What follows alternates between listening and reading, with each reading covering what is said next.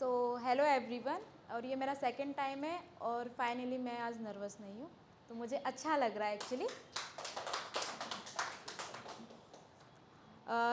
मैंने Valentine week चालू है और मैंने कॉन्सेप्ट मतलब मैंने लिखा है उसके पूरे उस पे कि एक सिंगल से फिर प्यार में पड़ना, कमिटेड, फिर लड़ाई झगड़ा, फिर ब्रेकअप, फिर पूरा फाइनली मूव ऑन, उसके ऊपर लिखा है मैंने। मुझे लगता है कि सब लोग चाहते हैं कि उन्हें पार्टनर मिल जाए, कि सबको एक पार्टनर की ज़रूरत होती है, पर उनके अंदर का जो सिग्मा होता है वो बोलता है कि नहीं नहीं, किसी को बताना नहीं है कि हमें कोई मिल जाए या हमें कोई चाहिए। तो मन ही मन में अगर लोगों के चल रहा होता है कि हमें एक पार्टनर मिल जाए, तो मैंने उस पर लिखा था कि कोई तो होगा ना यार जो हमें भी हम जैसा चाहेगा। जब आँखों में आंसू आएंगे तब सबसे पहले रुमाल वो लाएगा। मेरी बेतुकी बातों को जब वो सुनना चाहेगा, हाथ पकड़कर मेरा जो ज़िंदगी भर साथ निभाएगा। सारी दुनिया से परे जब वो मुझे प्यार करना चाहेगा, जो मेरी हर मुश्किल में भी मेरा साथ निभाएगा। कोई तो होगा ना यार जो मुझ जैसा चाहेगा। तो ये मैंने फीलिंग थी जो किसी के अंदर होती है उस पे था। और जब हमें कोई अपना दोस्त ये पूछ रहा होता है ना कि तुझे कोई मिला नहीं है क्या, या तुझे कोई चाहिए नहीं क्या, जब हम ये बोलते हैं कि नहीं नहीं हमें कोई चाहिए थोड़ी है, हम बताते ही नहीं हैं, स्पेशली बॉयज़, कि हम वो बताते ही नहीं हैं कि उन्हें कोई चाहिए, बट दे वांट। तो उस पे था कि जालिम है ये दुनिया सब एक छलावा है, कि जालिम है ये दुनिया सब एक छलावा है, और हमें किसी को अपना नहीं बनाना है। अकेले आए थे अकेले जाना है, और ये प्यार व्यार सब मोह माया है।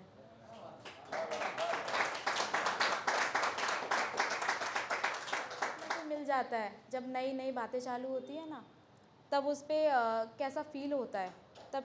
तब लिखा था कि ठंडा मौसम हल्की बारिश, ठंडा मौसम हल्की बारिश हाथों में उसका हाथ था, ठंडा मौसम हल्की बारिश हाथों में उसका हाथ था। 4 कदम साथ चले, आँख खुली तो देखा ख्वाब था। और फिर जो फाइनली वो कमिटेड हो जाते हैं, तो जैसे उनको कुछ नहीं दिख रहा होता है वो टाइम पे, कि सब बढ़िया चल रहा है, बहुत रोमांटिक माहौल है, अब तो बस यही है जो है ज़िंदगी में। तब उनकी जो फीलिंग होती है प्यार की, तब था कि तेरी तारीफ़ मैं लिखूं इस जहां में ऐसा कोई शब्द नहीं, कि तेरी तारीफ़ मैं लिखूं जहां में ऐसा कोई शब्द नहीं, तेरे नाम के सिवा सूझता मुझे अब कोई लफ्ज़ नहीं। फिर उसके बाद में आता है प्यार कैरी ऑन है, चालू है। उसके बाद में एक फ़ेज़ आता है कि जब तुम्हें लड़ाई झगड़े चालू होने लग जाते हैं, क्योंकि मुझे ऐसा लगता है कि स्टार्टिंग का 1 साल सबका बहुत फेरी टेल टाइप होता है, कि ऐसा लगता है कि इससे ज़्यादा तो कुछ अच्छा है ही नहीं ज़िंदगी में। करियर भी साइड में रख दिया, अब तो यही है जो हमारा प्यार है।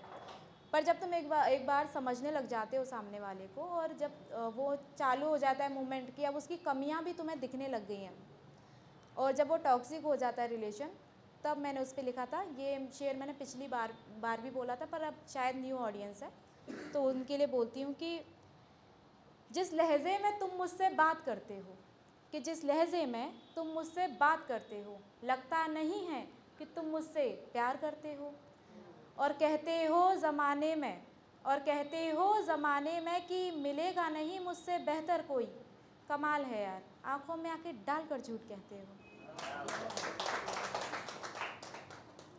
और जब ये मोमेंट ख़त्म हो जाता है कि बस अब हो गया यार, I am done with this, तब सामने वाला ब्रेकअप करके चला जाता है। तब उस पर था कि बड़ी आसानी से जाने दिया उसने मुझे, कि बड़ी आसानी से जाने दिया उसने मुझे, जैसे कि कोई रिश्ता ही नहीं था। कि कहता था कि इश्क है तुमसे, कहता था कि इश्क है तुमसे, शायद इश्क जैसा था, इश्क नहीं था। और फिर उसके बाद होता है कि अब ब्रेकअप हो गया, सब हो गया, पर सवाल जवाब बाकी हैं, रह गया है कुछ तो भी दिल में, तो आंसर्स मिले नहीं हैं, तो बता दो क्यों किया ये सब। तब उस पर लिखा था कि ये तुमने क्यों किया ज़रा ये बता दो, ये तुमने क्यों किया ज़रा ये बता दो, इन झूठे वादों का अब मैं क्या करूं ज़रा ये समझा दो।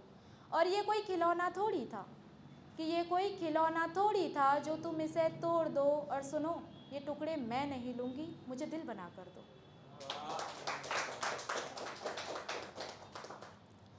और मुझे ऐसा लगता है कि ये रिवाज है शायद दुनिया का कि जो एक बार छोड़ के गया है वो दोबारा लौट के आता ही है। आता है मोस्ट ऑफ द 90 हाँ, तो 90% लोगों की लाइफ में लौट के आता है। चलो आप 10% में आते होगे शायद, तो आता ही आता है। और मुझे लगता है कि लड़कियों के साथ तो अक्सर होता है कि लड़के लौट के आते ही आते हैं डेफिनेटली। हाँ, रियलाइजेशन होता है कि भाई उससे अच्छी बंदी नहीं थी शायद।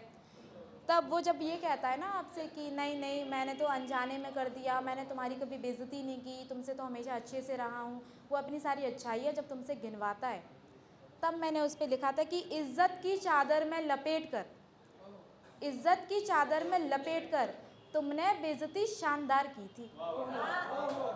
और प्यार तो किया तुमने, और प्यार तो किया तुमने, साथ बेवफाई भी दी थी। 4 कदम साथ चले तुम फिर, बीच राह में छोड़ भी दी थी।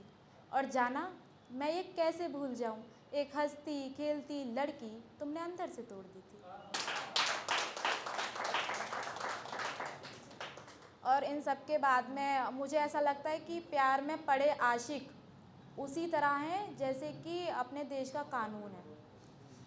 उन कानून की आंखों पे भी पट्टी बंधी है, और इश्क में पड़े लोगों की आंखों पे भी पट्टी बंधी होती है। तो जब हमारा, और ये सबके साथ है, हाँ, मुझे लगता है यहाँ पे जितने भी लोगों ने प्यार किया है वो सबके साथ है कि एक बेस्ट फ्रेंड या एक ऐसा इंसान होता है तुम्हारी लाइफ में जो बोल रहा होता है वो बंदी या वो बंदा अच्छा नहीं है। और हम जब प्यार में पड़े होते हैं तो हमें लगता है कि नहीं यार मेरी वाली मेरा वाला अलग है। तो हाँ, वो जब नहीं समझ में आता कटेगा जब सब बोल रहे होते हैं कि तेरा कटेगा, बोले नहीं नहीं ये नहीं काटेगी, ये तो अलग है। तब मैंने सिर्फ उस पर 2 लाइन लिखी थी। और जब कट जाता है तो हम लोगों के पास ना लफ्ज़ नहीं होते बोलने के लिए, क्योंकि वो सही होते हैं ना उस टाइम पे। उन्होंने बोला हमने सुना नहीं, तब मैंने उस पर सिर्फ 2 लाइन लिखी थी कि धोखेबाजों के कोई अलग चेहरे नहीं होते, कि धोखेबाजों के कोई अलग चेहरे नहीं होते, अगर होते तो शायद हम उन्हें पहचान गए होते। तो फाइनली जब ब्रेकअप हो गया, सब कुछ ख़त्म हो गया, and now we wants to move on, कि भाई बहुत लोग हैं ज़िंदगी में, मिलेंगे कोई, अब यही तो नहीं बाकी है। तो उस पे लिखा था मैंने, आखिरी था ये कि अब तुम आना मत, भूल जाना मुझे, याद करना मत, मुझे बिखरा देख तुम यूं गले लगाना मत, आए आँखों में आंसू मेरे तुम रुमाल लाना मत, हिम्मत टूट जाए मेरी तो तुम हाथ पकड़कर दिलासा देना मत, और दिख जाऊं किसी मोड़ पे मैं तुम्हें तो अब तुम मुंह फेर निकल जाना, पहचानना मत, और हो ज़िंदगी का मेरा कोई अंतिम दिन, कि हो मेरी ज़िंदगी का कभी अंतिम दिन, तुम अपनी पलकें भिगोना मत, और सुनो ये प्यार व्यार रिश्ता वो वादे सब खत्म हो गया, तुम वापस आना मत। Thank you. मुझे एक्चुअली 1 मिनट, मुझे एक्चुअली बोलना था वो मुझे नाम नहीं पता आपका। राख। ओके।